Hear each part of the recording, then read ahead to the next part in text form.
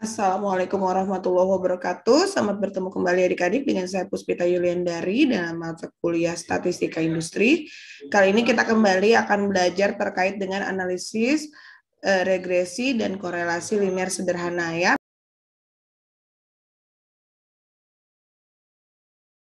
Baik, kita akan melanjutkan materi minggu kemarin ya. Oke, adik-adik ya. Jadi kalau kita kemarin sudah belajar sampai pendugaan dan pengujian koefisien regresi, artinya kita belajar tentang apa itu regresi, apa itu korelasi, kemudian seperti apakah persamaan regresi, kemudian simpangan baku regresi itu seperti apa, pendugaannya bagaimana, dan pengujiannya bagaimana. Maka pertemuan kali ini saya akan mencoba menyampaikan terkait dengan bahwa ternyata yang namanya analisa regresi itu merupakan suatu peramalan ya atau prediksi ya. Jadi ketika kita sudah mendapatkan nilai Y-aksen atau nilai estimasi dari variabel terikat, maka itu dikatakan sebagai penduga yang memiliki nilai yang mungkin sama atau tidak sama dengan nilai yang sebenarnya.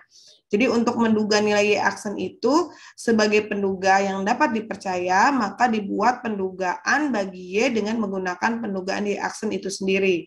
Dengan demikian, Y-aksen itu dapat digunakan sebagai peramalan atau prediksi ya. Jadi ada 3 bentuk peramalan yang digunakan atau penduga Y ini bisa dikatakan sebagai alat untuk meramalkan data yang ada ya. Jadi peramalan yang pertama itu adalah Y-aksen sama dengan A tambah BX ya. Ini adalah persamaan regresi.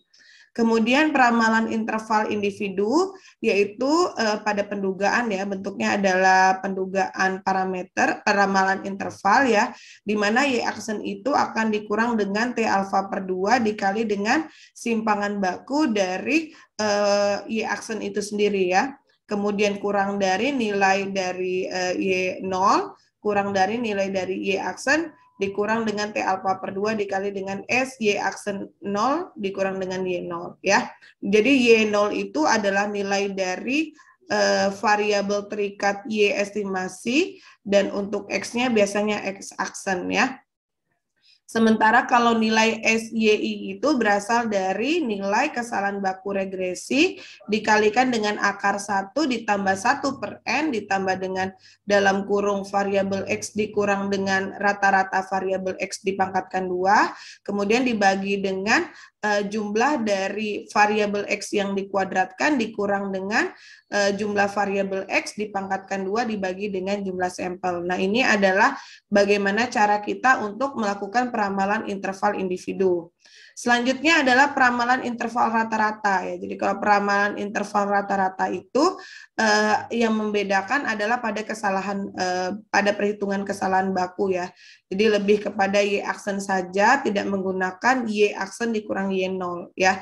Jadi artinya tidak terlalu jauh berbeda ya. Rumusnya saya akan coba bacakan. Y-aksen sama dengan T alfa per 2 dikali dengan simpangan baku Y-aksen kurang dari sama dengan Y0 kurang dari sama dengan Y-aksen ditambah T alfa per 2 dikali dengan S simpangan baku Y-aksen. Jadi simpangan baku Y-aksen itu berasal dari nilai simpangan baku dikali dengan akar 1 ditambah 1 per N ditambah dengan dalam kurung variabel X dikurang variabel X rata-rata dipangkatkan 2 dibagi dengan variabel X dikuadratkan dikurang dengan jumlah dari variabel X dipangkatkan 2 dibagi dengan jumlah sampel. Oke. Baik adik-adik, sedikit saya menambahkan bahwa yang namanya koefisien regresi, karena kita sudah melihat ya persamaan regresi itu ada nilai A dan nilai B ya. Jadi yang menentukan terjadinya perubahan antara perubahan variabel X itu adalah nilai B. Maka dikatakan penentunya adalah nilai B sebagai garis regresi. Nah, nilai B ini akan dikatakan positif jika menunjukkan hubungan antara variabel X dan variabel Y yang searah ya atau hubungannya positif. Sementara dikatakan variabel B ini negatif jika menunjukkan hubungan antara variabel X dan variabel Y-nya yang berlawanan arah ya. Jadi besar kecil perubahan variabel X terhadap variabel Y itu biasanya akan ditentukan dari besar kecilnya koefisien regresi ya atau nilai B dan A-nya. Nah, dari sini adik-adik, maka perlu kita ketahui bahwa regresi ini sebenarnya menunjukkan hubungan antara variabel satu dengan variabel lainnya yang memiliki sifat hubungan dengan menjelaskan bahwa variabel satu itu sebagai penyebab dan variabel kedua itu adalah sebagai akibat. Nah, kalau kita masuk ke dalam korelasi, korelasi itu tidak bisa menunjukkan hubungan sebab akibat, akan tetapi lebih menunjukkan hubungan seberapa kuat hubungan antara variabel satu dengan variabel yang lainnya. Nah, dari sini adik-adik, maka kita akan memahami bahwa ketika kita menggunakan analisis korelasi itu adalah analisis yang mengukur seberapa kuat atau derajat kedekatan suatu relasi yang terjadi antar variabel. Jadi ingin melihat kekuatan dari hubungan antara variabel X dan variabel Y ya, atau antara dua variabel ya. Jadi koefisien korelasi itu memiliki nilai -1 kurang dari sama dengan koefisien korelasi kurang dari sama dengan +1. Nah, untuk menentukan keeratan korelasi antar variabel, diberikanlah patokan yang namanya koefisien korelasi dari korelasi sangat lemah sampai dengan korelasi sangat sempurna ya. Dinyatakan korelasi sangat lemah itu nilainya berkisar antara 0 ya sampai dengan 0,2 ya. Jadi artinya koefisien korelasi antara 0 sampai 0,2 dikatakan korelasi yang sangat lemah. Kemudian koefisien korelasi dikatakan lemah tapi pasti itu berawal dari 0,2 ya, di antara 0,2 sampai dengan 0,4. Jadi 0,21 ya atau 0,2001 misalnya seperti itu ya. Untuk korelasi lemah tapi pasti. Kemudian ada korelasi yang cukup berarti itu dari nilai lebih dari 0,4 sampai dengan 0,7 ya, dikatakan korelasi yang cukup berarti. Kemudian korelasi sangat kuat itu di antara lebih dari nilai 0,7 sampai dengan 0,9 ya, koefisien korelasi yang sangat kuat. Dan korelasi kuat itu, korelasi kuat sekali itu adalah lebih dari 0,9 sampai dengan 1 ya. Jadi artinya ketika kita mendapatkan koefisien korelasi 1 itu dikatakan korelasinya sangat sempurna atau hubungannya sangat kuat sekali antara variabel X, antara variabel bebas dan variabel terikat. Nah, dari sini adik-adik kita akan masuk ketika kita melakukan perhitungan atau analisis korelasi, maka kita pun juga akan belajar tentang koefisien korelasi yang merupakan akar dari koefisien determinan ya, determinasi atau R kuadrat besar ya. Jadi koefisien determinasi itu adalah suatu alat yang digunakan untuk mengukur dan melihat seberapa besar sumbangan atau pengaruh variabel independen atau variabel X terhadap variabel dependen atau variabel Y. Jadi kegunaan kita menggunakan koefisien determinasi itu adalah untuk mengukur ketepatan garis regresi dari hasil estimasi terhadap kelompok data hasil dari observasi yang telah dilakukan.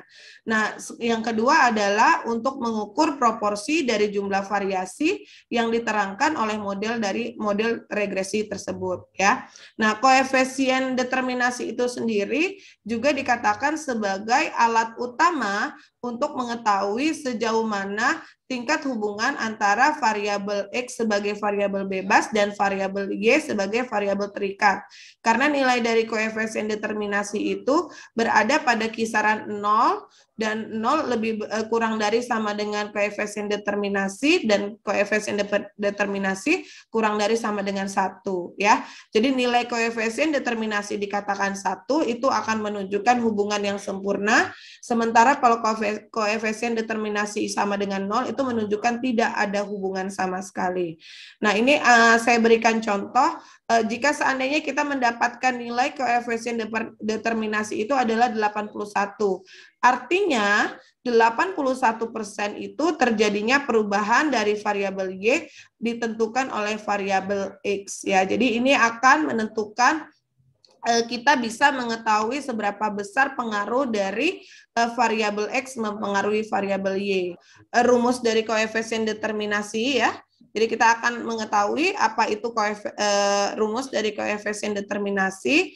Jadi nilainya adalah R kuadrat, R besar kuadrat sama dengan nilai A sebagai penduga A dikalikan dengan jumlah variabel Y ditambah dengan penduga B dikalikan dengan jumlah variabel X yang dikalikan dengan variabel Y dikurang dengan jumlah sampel dikali dengan Y rata-rata dipangkatkan 2 dibagi dengan jumlah nilai Y dipangkatkan 2 dikurang dengan jumlah sampel dikalikan dengan jumlah Y rata-rata dipangkatkan 2. Nah, ini adalah bagaimana kita menghitung koefisien determinasi ya. Nah, selanjutnya adalah kita masuk kepada koefisien korelasi. Jadi adik-adik tadi sudah saya sampaikan bahwa koefisien korelasi itu adalah akar dari koefisien determinasi ya. Nah, koefisien korelasi itu perlu juga kita cari karena koefisien korelasi itu adalah alat kedua untuk menjelaskan hubungan antara variabel X sebagai variabel bebas dan variabel Y sebagai variabel terikat ya.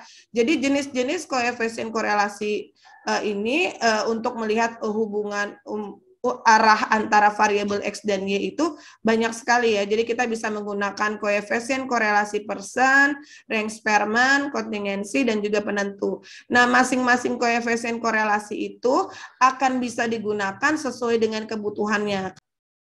Hubungan dua variabel ada yang positif dan juga hubungannya ada yang negatif ya. Jadi hubungan X dan Y dikatakan positif itu apabila terjadi kenaikan atau penurunan X pada umumnya akan diikuti oleh kenaikan atau penurunan pada sumbu Y ya, variabel terikat.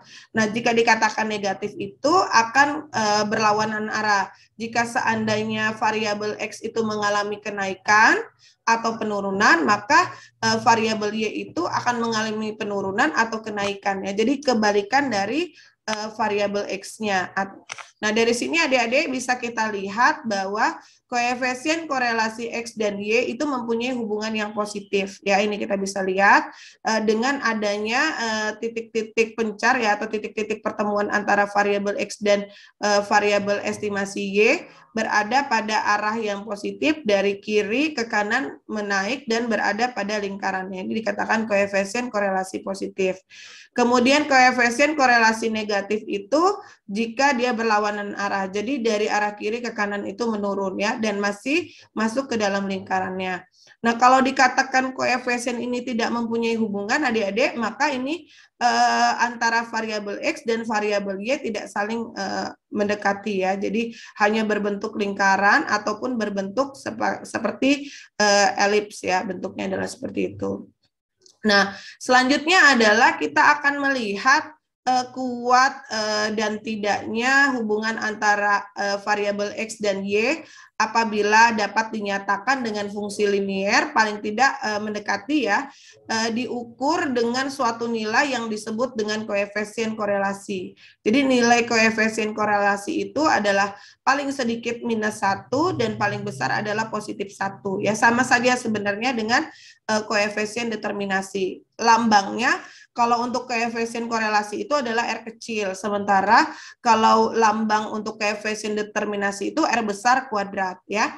Nah, dari sini adik-adik kita akan melihat ada dua panah ya, panah ke kiri dan panah ke kanan yang di bagian atas menunjukkan kalau semakin ke kiri berarti kekuatannya akan semakin berkurang dan semakin ke kanan berarti kekuatannya akan semakin bertambah. Begitu pula yang di bawah ada yang dari kiri ke kanan dan dari kanan ke kiri ya. Jadi kalau dikatakan kelemahan jika menuju dari kiri ke kanan itu dikatakan kelemahannya berkurang dan jika dari kanan ke kiri itu menunjukkan kelemahannya bertambah. Nah, dari sini maka kita bisa menyimpulkan adik-adik ketika koefisien korelasi itu dinyatakan positif 1, maka dikatakan sebagai hubungan X dan Y itu sempurna dan positif. Sementara jika koefisien korelasi itu bernilai -1, maka dikatakan sebagai hubungan X dan Y itu sempurna dan negatif. Ya. Dan ketika R itu mendekati +1, maka dikatakan hubungannya itu sangat kuat dan positif. Sementara ketika koefisien korelasi itu mendekati -1, maka dikatakan hubungannya sangat lemah dan negatif ya. Nah, dari sini adik-adik kalau sudah kita mendapatkan nilai koefisien determinasi, koefisien korelasi, maka selanjutnya kita akan diminta untuk menghitung yang namanya koefisien penentu atau KP ya. Jadi ini nanti istilahnya adalah persentase ya. Jadi KP itu juga bisa dikatakan sebagai koefisien determinasi. Bagaimana cara menghitung dari koefisien korelasi? Yaitu berasal dari sigma X IYI dibagi dengan akar dari sigma XI kuadrat dan dikali dengan akar dari sigma YI kuadrat ya. Nah, selain itu ada juga kalau kita menggunakan koefisien korelasi persen, maka koefisien korelasi itu berasal dari nilai jumlah sampel dikalikan dengan sigma variabel X dikali variabel Y, dikurang dengan sigma variabel X dikali dengan sigma variabel Y, dibagi dengan akar dari jumlah sampel dikali sigma variabel X dikuadratkan, dikurang dengan jumlah variabel X dipangkatkan 2 ya, dikalikan dengan jumlah sampel dikalikan dengan sigma variabel X dikuadratkan dan dikurang dengan variabel Y dipangkatkan 2. Nah ini kalau kita menggunakan koefisien rumus dari koefisien korelasi seperti ini dikatakan sebagai koefisien korelasi persen. Nah, di sini ada contoh adik-adik, misalnya X-nya itu adalah nilainya 1, 2, 4, 5, 7, 9, 10, dan 12, sementara sebagai variabel X dan variabel Y-nya adalah 2, 4, 5, 7, 8, 10, 12, 14 ya. Jadi ini kita masukkan ke dalam tabel nilainya ya, nilai X dan nilai Y. Kemudian kita masukkan ya, jadi nilai kita bisa menghitung walaupun tidak ada tertulis jumlah sampelnya berapa, dari berapa nilai X dan Y ini bisa kita hitung ya, ada variabel jumlah sampelnya itu adalah 1, 2, 3, 4, 5, 6, 7, 8 ya. Jadi ada 8 sampel kembali.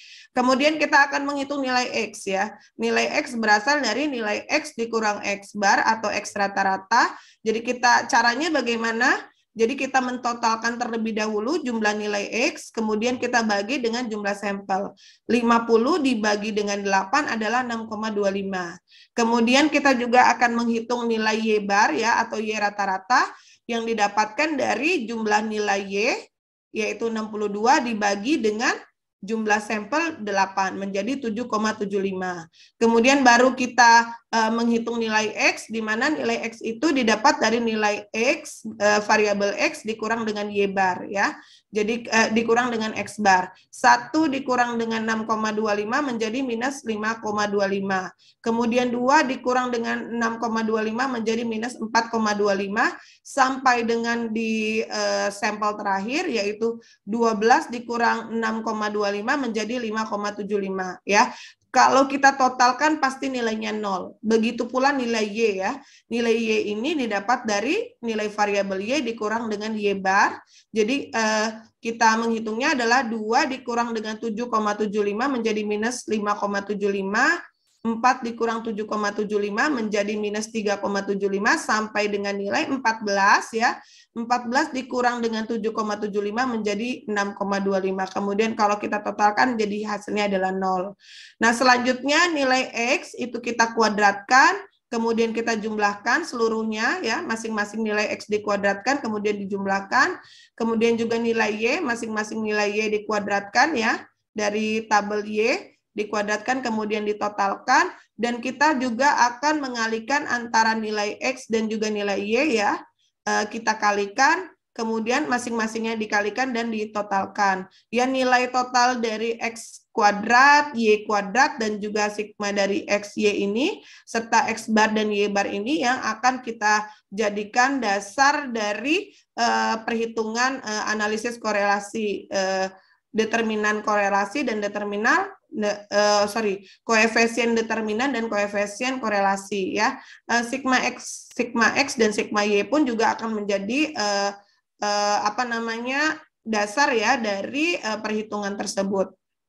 Nah, kita masuk ke dalam perhitungan koefisien korelasi Jadi koefisien korelasi itu kita menggunakan rumusnya sigma X Y dibagi dengan akar dari sigma X kuadrat dikali dengan sigma Y kuadrat. Ya, jadi kalau kita masuk sigma X Y itu adalah 111,5, kemudian dibagi dengan sigma X kuadrat itu adalah 107,5 ya, jadi akar 107,5, sementara sigma Y kuadrat itu adalah 117,5 menjadi akar 117,5. Jadi 111,5 dibagi dengan akar 107,5 dikali dengan 117,5 nilainya adalah 0,99 ya. Jadi kalau kita sudah mendapatkan nilai koefisien korelasi 0,99 cukup kita kalikan cukup kita pangkatkan 2 ya, dipangkatkan 2 terlebih dahulu menjadi 0,98 ya.